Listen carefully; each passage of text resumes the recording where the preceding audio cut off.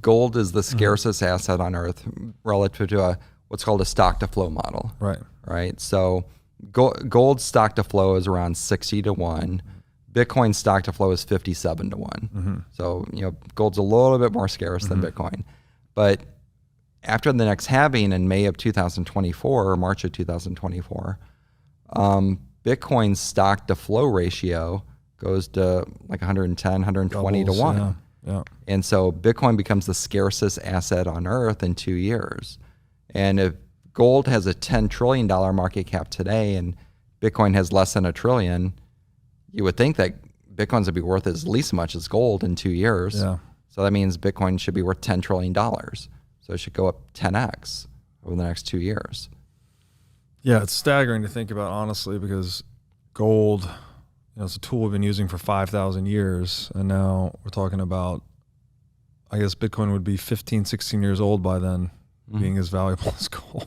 Yeah, but it's better though, right? Yeah. I mean, Bitcoin is more portable than gold. It's more divisible than gold. And it's more verifiable than gold. Yeah. If we used gold for 3,500 years and now we have this better version of gold, why wouldn't humans just default to that? Right. And that's what you see. You see people opting in. Yeah. It's not, no one's being forced to own Bitcoin. Right. It's, when people learn about it, they opt into the system. They opt into this parallel system. Yeah. And, maybe they don't put 100% of their money into it, but 1 or 2%, it seems like a reasonable, bet. If you give the chance of this parallel system becoming the system, maybe you should have 1 or 2% of your money in it just to hedge your risk. Yeah. Yeah. And again, like as the currency's inflated more, it's actually creating incentives for people to move further out along the risk curve. So you end up buying a little bit of Bitcoin, even as just a means for augmenting portfolio performance, right? Even if it's just 1%. That's what the Federal Reserve said 4 years ago. So in January of 2018, the Federal Reserve Bank of St. Louis came out with a white paper. And in their white paper, it says that Bitcoin will emerge as a investment and diversification tool. Okay, and what they meant by diversification tool was that it's a non-correlated asset. And so what that means, it doesn't mean it's negatively correlated. Like a negatively correlated asset would mean if the stock market went down, Bitcoin would go up. That's a negative correlation. They're not saying that. They're saying it's not correlated. So a non-correlated asset means if the stock market goes down, Bitcoin goes up. But sometimes the stock market goes down and Bitcoin goes down too. There's no rhyme or reason to Bitcoin's movement relative to traditional assets. And the reason is that we value Bitcoin as a network.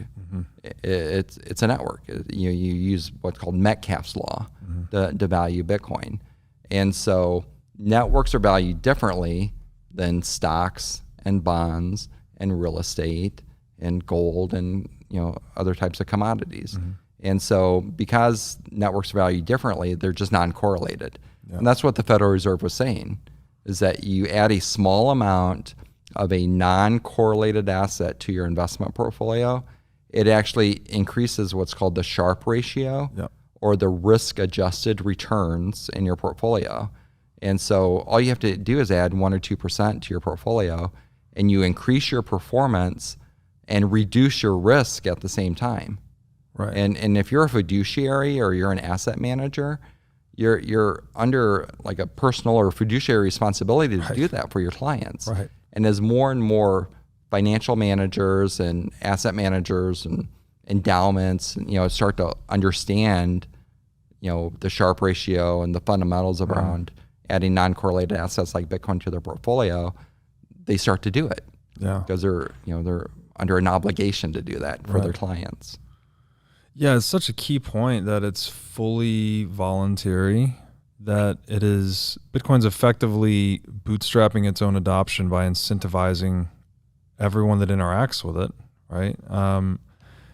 And again, in a world where things are becoming increasingly risky and uncertain, this thing becomes like a must-have in your portfolio for optimizing risk-adjusted return. And then then the scarcity kind of kicks in, right? It's like people are making small contributions initially, but because of its perfect inelasticity of supply, right? All of that additional demand is expressed in price. Increase in price increases its chance of success, which increases portfolio allocations into it. And this is the thing we keep trying to describe. It's like there's this vortex of positive incentives that is Bitcoin that nobody knows how to stop. And that was the discovery that Satoshi Nakamoto made, right? It wasn't new technology. He didn't invent cryptography, didn't invent math, or she. The inventor of Bitcoin invented the incentive system around the whole, putting it all together with the proper incentives. Right. It's economics. It's you incentivize people to do things and they'll do them. Well, Charlie Munger, show me the incentives and I'll show you the outcome. But he doesn't get Bitcoin. I don't get that. Okay, so the deep question on, what is money? I think what is Bitcoin is equally a difficult question. We use a lot of analogies, digital gold, the internet of money. I think the internet is very useful, and I think you've got some things to say about that, but it's a great lens through which to view Bitcoin's proliferation, because we just saw something similar happen with the internet, right? So how do you answer the question, what is Bitcoin, through the scope of the internet? Yeah, so when we built the internet 30 years ago, I'm a lot older than you. I remember helping build the internet. But when we built the internet 30 years ago, it was built incorrectly. So Mark Andreessen and I went to college together at University of Illinois. He was 2 years younger. When he graduated, he started a company called Netscape. Netscape's original goal, Netscape, when Mark graduated, he wanted to create this software that allowed the transfer of money through the internet, right? And they couldn't figure out how to do it. And so they built Netscape on top of the traditional banking system using credit cards and traditional banks, right? And then a few years later, in 1998, Elon Musk, Peter Thiel, and Luke Nosek started a company called PayPal. PayPal's original mission was to create Bitcoin. They wanted to create the software that allowed a peer-to-peer transfer of value through the internet, and they couldn't figure out how to do that either. So PayPal defaulted to using the US dollar. And so this has been a long-standing problem, not being able to transfer value through the internet without using a bank or a credit card or like PayPal. And so when Satoshi Nakamoto invented the Bitcoin blockchain, that was the solution. It's something that we've been searching for 30 years. And finally, someone figured out how to create the software that allowed us to transfer value through the internet. And so, that's why it's so important.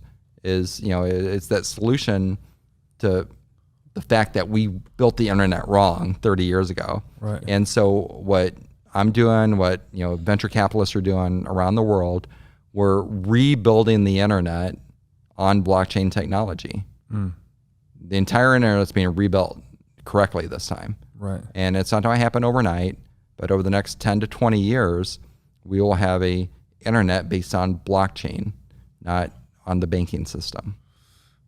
Yeah, and the current instantiation of the internet has in many ways come to reflect kind of that banking system that has all of its own problems, and that, and to the problem that was hard to overcome was how to transfer economic value through the internet without needing to trust any intermediary or any individual, right? There wasn't a trustless or trust minimized way or permission. To do it.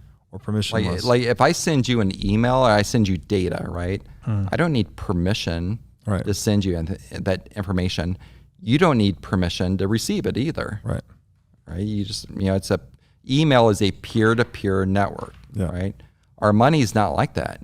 Our money is, if I send you $1, outside of blockchain, if I send you $1 through PayPal, I need to have a PayPal account. That means PayPal has to agree to give me a PayPal account. I need permission from PayPal to have an account.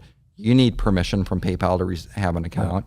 And so we need permission from PayPal or Bank of America or JP Morgan. And the government indirectly, right? KYC exactly. and all this, and if the government doesn't like what you're contributing to, like up in Canada a couple months ago, Like if you would have bought a hat supporting the truckers for $10, your bank account got shut down. Crazy. So, that's, so blockchain gets you out of that permissioned system. Yeah. And so that we're free to transfer value to each other without permission from the government or from the banks. Yeah. Again, so simple and obvious. Like, of course it's free speech, right? We should be able to communicate freely without permission. I don't need anyone's permission to use the English language. Why should I need to seek anyone's permission to transfer the fruits of my labor as money? You shouldn't. Right. I mean, that's, yeah.